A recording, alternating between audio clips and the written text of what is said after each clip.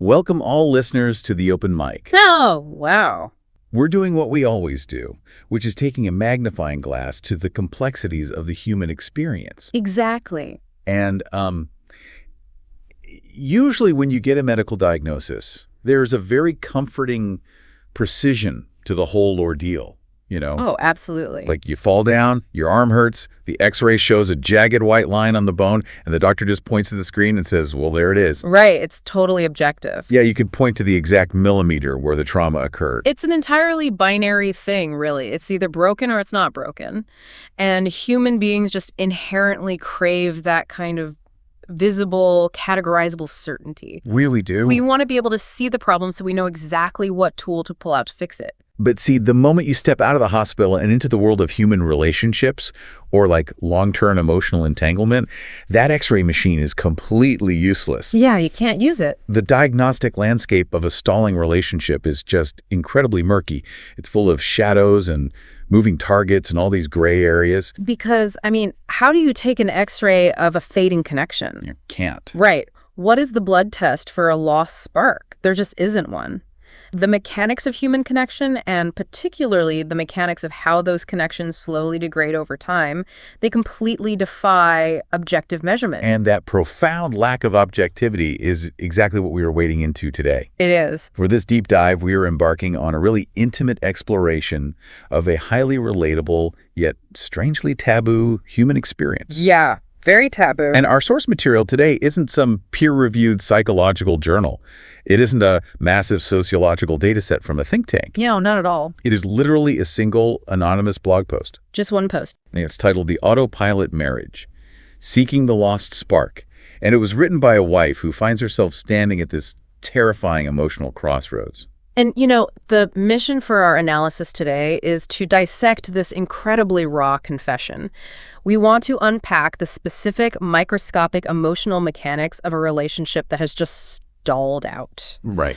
We are going to look really closely at the intricate tension between the grand, overarching societal expectations of what a marriage is, supposed to be. Right, the fairy tale. Exactly. And the quiet, often very isolating personal reality of what it actually feels like behind closed doors. Yeah. And while it is vital to remember that we are examining just one person's story, like a highly specific dispatch from the front lines of one particular marriage, her confession serves as this fascinating microscopic lens into the broader anatomy of how human connections fade. Okay, let's unpack this. Yeah. Because the stage that this anonymous author sets is utterly normal. So normal. There is no explosive drama in her introduction, which honestly makes it feel incredibly striking. I agree. I'm going to read the opening facts straight from her post.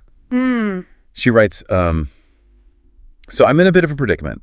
I've been married to my husband for 3 years now, and honestly, I just don't feel the same way about him anymore. We met in college. Things were great at first, but somewhere along the way, something changed. Wow. Right? So they met in college. They have that foundational coming-of-age history. They've been officially married for 3 years. And that initial greatness, that fiery beginning, it hasn't ended in some massive explosion. No. It has just quietly evaporated. And that evaporation is the undercurrent of the entire text. We are tracing a silent, creeping transition here. Yes. She's moving from genuine, spontaneous affection into a really heavy sense of obligation. And that specific kind of shift happens in millimeters, not miles. Right. It's invisible at first. Completely invisible. Because it is so incremental, it often goes completely unnoticed by both parties until the distance between them has become just an absolute chasm. Well, and the timeline she provides brings us right into the core of her experience, which is the journey from college chemistry to adult routine. Yeah, the classic shift. She states they met in college and things were great at first, but then she lists the potential culprits for this slow change over their 3 years of marriage. Right. She points to, the stress from work or the routine we settled into, and then she drops this massive existential thought at the end. She says, maybe it's just me evolving as a person? Who knows? That specific transition, the jump from a college relationship to a 3-year adult marriage, it requires serious psychological analysis. It really does. When you are in college, the environment itself is this crucible specifically designed to foster connection. Yeah. You have shared geography, overlapping social circles, copious amounts of unstructured time, and your primary stressors are relatively abstract. Like passing a class. Exactly. Passing an exam or finishing a paper. The environment is doing a massive amount of the heavy lifting for the relationship.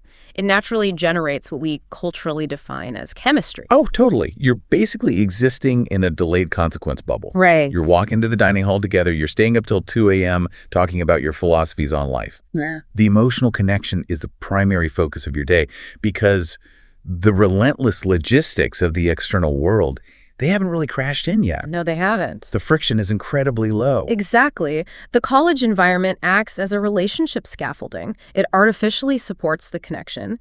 But then, you graduate. Reality hits. Reality hits hard. You transition into the adult world, and suddenly that scaffolding is violently stripped away. Yeah.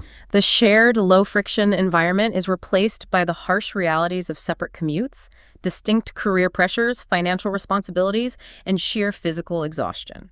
Which makes me think a lot about cognitive load and ego depletion. Oh, absolutely. When you are spending 8 to 10 hours a day navigating office politics, managing a workload, commuting in heavy traffic, your prefrontal cortex is just completely exhausted by the time you walk through the front door. It's fried. It's fried. You come home to your partner, and instead of having this surplus of emotional energy to engage in the complex dynamic dance of romance, Yay. your brain defaults to energy conservation mode. Right.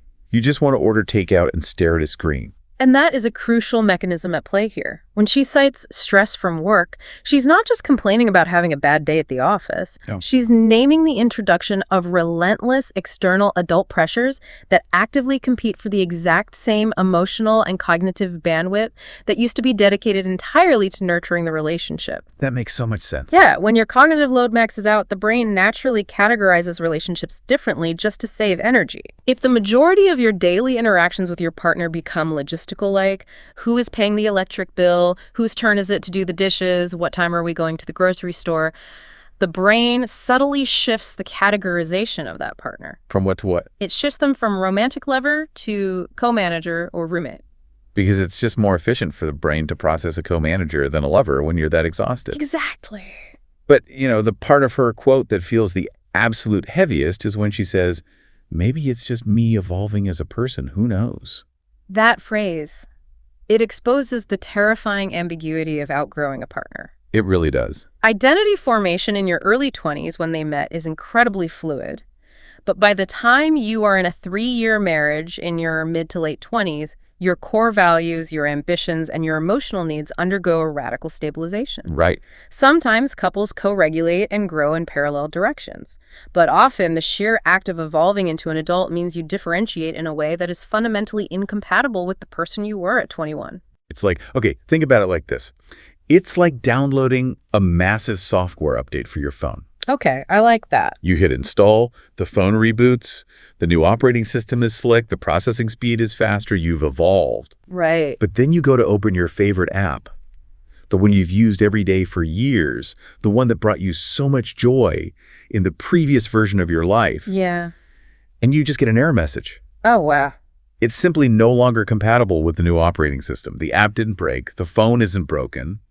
They just fundamentally cannot communicate anymore because the underlying architecture has shifted. The architecture has shifted and neither party has committed a crime. That is the true tragedy of this specific kind of evolution. Yeah. There is no infidelity to point to. There is no emotional abuse. There is no glaring character flaw that gives her a culturally sanctioned reason to be unhappy. Right. There's no bad guy. Exactly. It is simply the quiet, relentless march of personal evolution.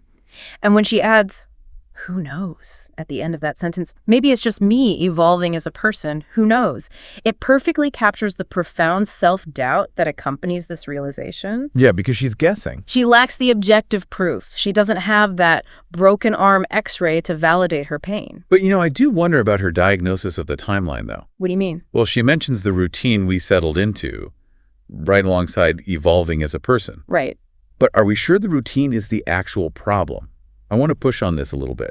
Is the mundane day-to-day of paying bills and watching Netflix actually what killed the spark? Okay, I see where you're going. Or is the routine just the quietest time? Like, is the routine simply the lack of distraction that finally gives her the mental space to hear what's been happening in the background all along? Well, that's a great question. Are we blaming the silence for the ringing in our ears? Exactly. Routine, by its very nature, is stabilizing. It is literally designed to reduce cognitive load. Right. You don't have to think about how to navigate your Tuesday evening because your established routine dictates it.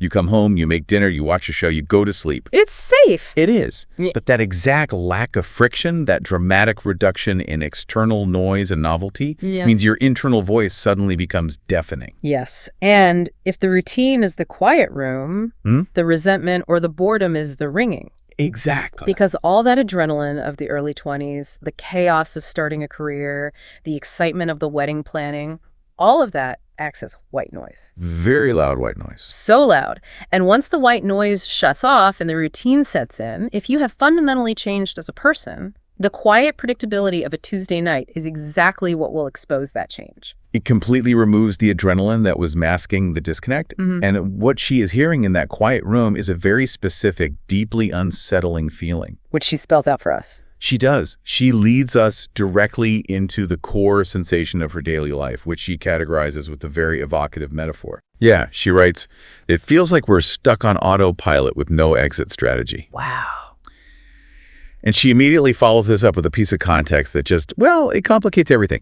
She says, "He's a good guy, don't get me wrong, kind-hearted and supportive." With exclamation points. With parentheses and exclamation points. But she admits that the chemistry has morphed into an obligation.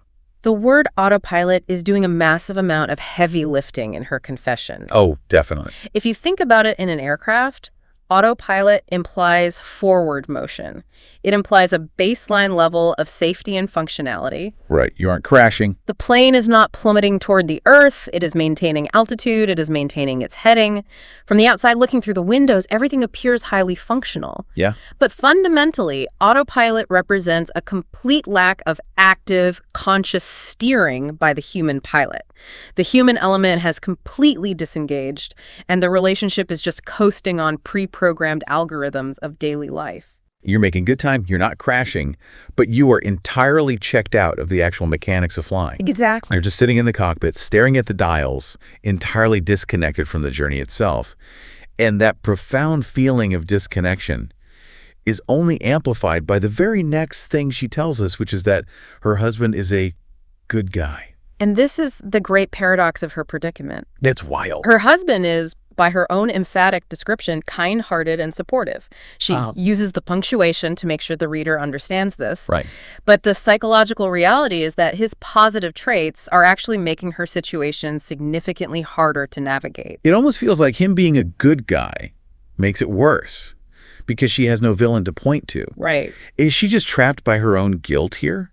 Because, I mean, if he were a jerk, or if there was some massive betrayal, society would instantly hand her a permission slip to leave. Absolutely. But because he is supportive, she feels like a monster for wanting out. What's fascinating here is that when a relationship features betrayal, toxicity, or cruelty, the path forward, while undeniably painful, is conceptually very clear. Yeah, the steps are obvious. You have a distinct antagonist. You have a narrative reason to initiate a departure that your friends, your family, and society at large will completely understand and validate. Right. But in her situation, there is no explosive catalyst. He is kind, he is supportive. And yet she feels an overwhelming sense of isolation. Because she can't justify it. Exactly. Because he is inherently good, she feels an immense crushing guilt for her lack of romantic feelings, which only forces her deeper into her own internal isolation. She explicitly contrasts genuine affection with obligation. She writes, "The chemistry that once glued us together now seems more like an obligation than genuine affection." That is heavy. That contrast is brutal because when a partner is checking all the boxes, when they're doing all the right things on paper, staying with them can rapidly mutate from an emotional desire into a moral duty. And when romantic love devolves into a transaction of moral debts, it becomes deeply suffocating. Yeah. You feel you owe them your presence simply because they have been kind to you, but obligation is a lead weight. Right. Genuine affection is buoyant. When the buoyancy of genuine chemistry evaporates, all you are left with is the sheer density of the duty, just dragging you down into that autopilot state where you are going through the motions to fulfill a contract. Okay, here's where it gets really interesting, though. Look at her phrasing again. Stuck on autopilot with no exit strategy. Yes. Think about this. You don't look for an exit strategy if you want to stay in the building. That's a great point. You look for a renovation strategy. You look for a repair strategy. The term exit strategy sounds like her subconscious has already packed its bags and is just waiting for the logical part of her brain to catch up and sign the paperwork. I completely agree. So my question to you as an expert is, does this imply she already wants to leave, but is just looking for the logistical or emotional justification to do so? Have you ever stayed in a situation just because you couldn't find a good enough reason to leave? Oh, people do it all the time. That linguistic slip reveals the true depth of her crisis. The phrase inherently implies a desire to depart. Yeah. It heavily suggests that the core decision to leave has already been formed on some subterranean level of her psyche. Subconsciously, yeah.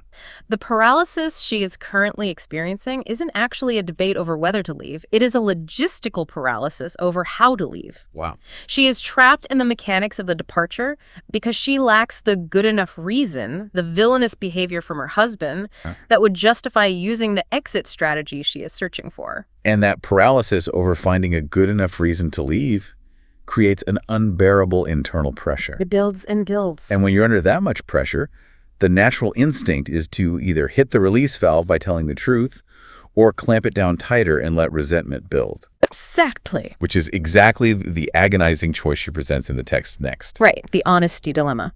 She writes, I find myself questioning whether I should be honest with him about how I've been feeling.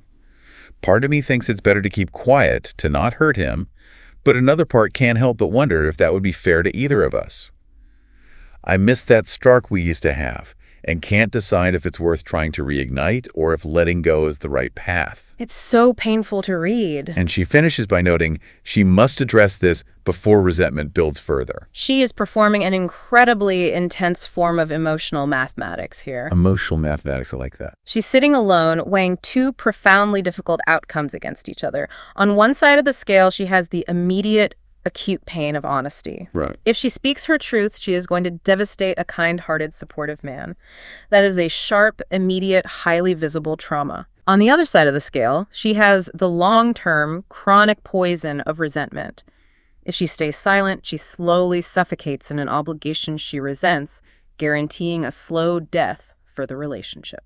Acute pain versus chronic poison. Exactly. So what does this all mean for the concept of fairness? Is keeping quiet to not hurt him actually an act of kindness, though? Or is it just a convenient shield she is using to protect herself from the intense discomfort of initiating a devastating confrontation? It is almost universally a form of self-preservation masquerading as altruism. Wow. Yes. Often when we claim we are withholding a difficult emotional truth to protect our partner, we are actually infantilizing them. Oh, that's interesting. We are deciding unilaterally and on their behalf that they are not emotionally resilient enough to handle reality. We strip them of their agency to respond to the truth of their own marriage. Yeah, taking their choice away.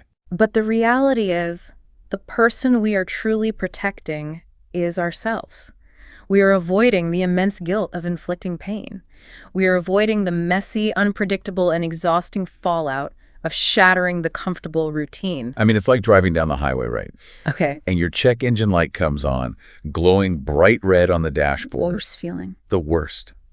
You're busy, you're tired, and you really don't want to deal with the immediate financial and logistical pain of taking the car to a mechanic today. Right. So you just take a piece of black electrical tape and you place it directly over the light. Out of sight, out of mind. Exactly. You keep quiet. You ignore the warning. You tell yourself, well, the car's still running fine right now. We're on autopilot. Yeah. But what you've actually done is guarantee that the engine is eventually going to experience a catastrophic failure on the side of the road in the middle of nowhere. Exactly. And that blown engine, that is the resentment she's talking about. The check engine light is her internal realization that the fundamental connection is gone. The black electrical tape is her conscious choice to remain silent, to endure the autopilot routine, to avoid the immediate, acute cost of the painful conversation. Yeah. And she is incredibly self-aware here because she explicitly acknowledges the blown engine waiting in her future. She knows she needs to address this before resentment builds further. He sees it coming. She does. Resentment isn't just an emotion. It is the inevitable somatic byproduct of unexpressed truth in a relationship. Somatic byproduct, yeah. It is the intense friction of living a daily lie. And eventually, it ferments into contempt.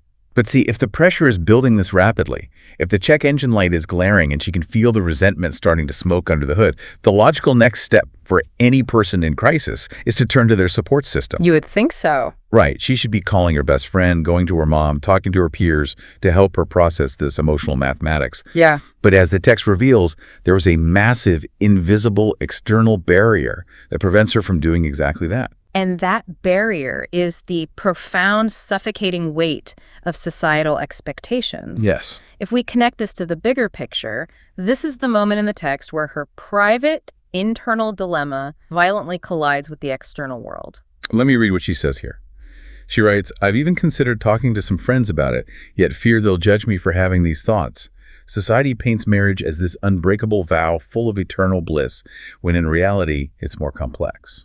The isolation there is just palpable. It's so sad. She's sitting alone in a room, typing her deepest, darkest fears out to complete strangers on the internet, simply because the people who actually know and love her in real life are too dangerous to tell. It's heartbreaking, and it reveals a profound epidemic of isolation embedded in modern romantic structure. Epidemic. Yes, because society so rigidly mandates a public facade of eternal bliss in marriage, the author is completely cut off from her real-world support network. Yeah. The fear of being perceived as a failure, or the fear of shattering the romantic illusion for her peers, it forces her into total silence. She is forced to whisper into the void of an anonymous blog. Think about the weddings you've been to, though.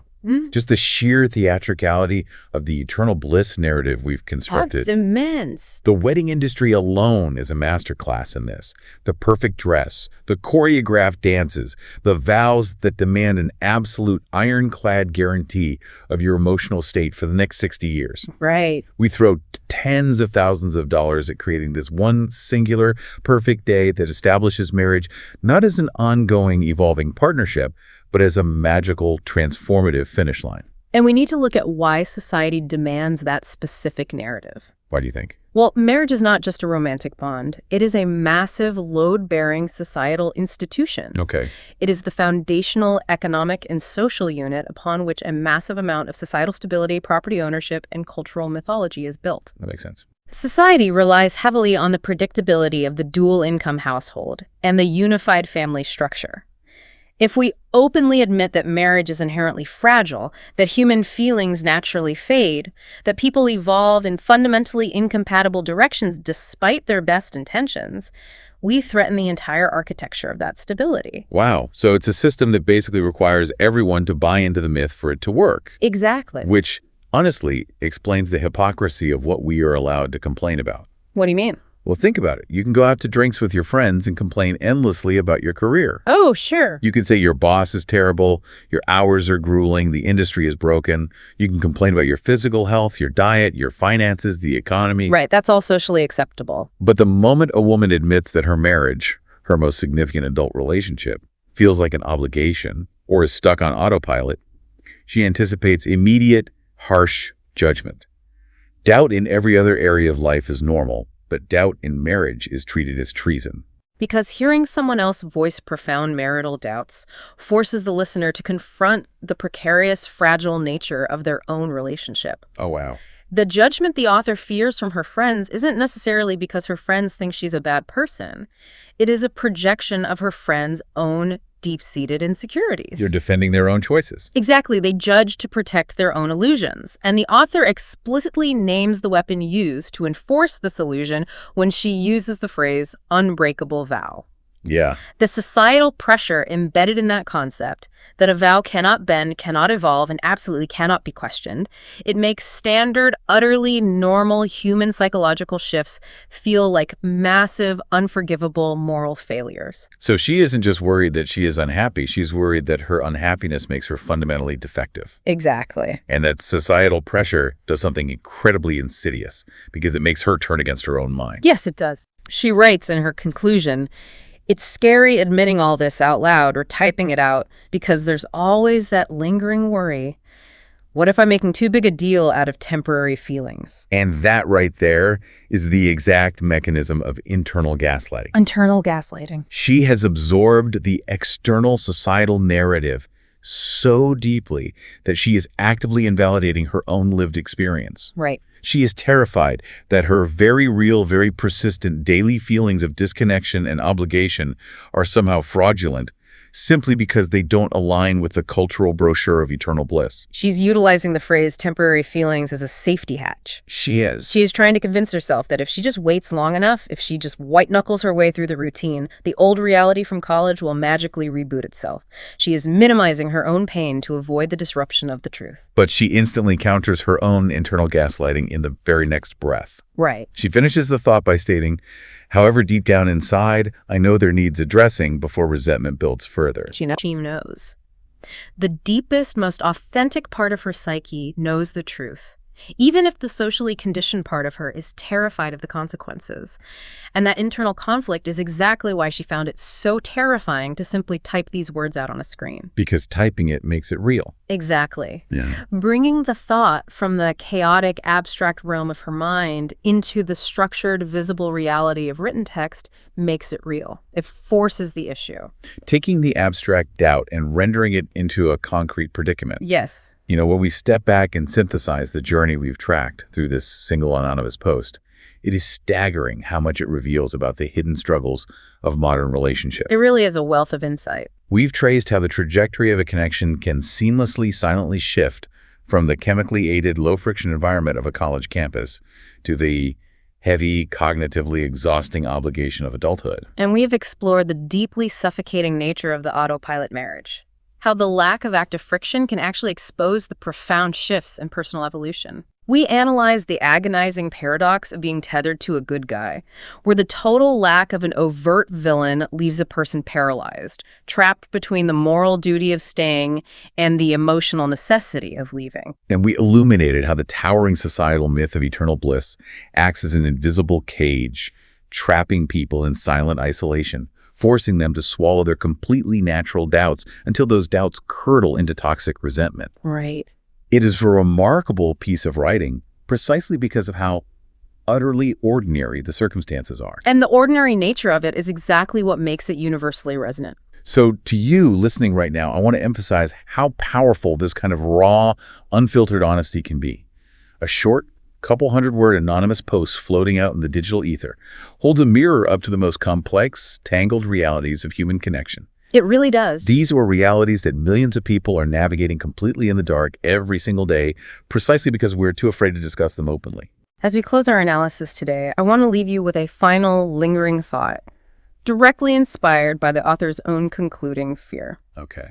She expressed a deep worry. What if I'm making too big a deal out of temporary feelings? Right. I want you to examine that specific fear in the context of your own life. At what point does the fear of overreacting to temporary feelings become the very mechanism that locks those feelings in place, turning a temporary rut into the permanent reality of the rest of your life? Wow. Are you just enduring a rut, or are you quietly cementing a permanent reality? Exactly. That is a profound question to carry with you as we step out of these murky diagnostic waters. Thank you for joining us on this deep dive. Stay curious, stay honest with yourselves, and we'll see you next time.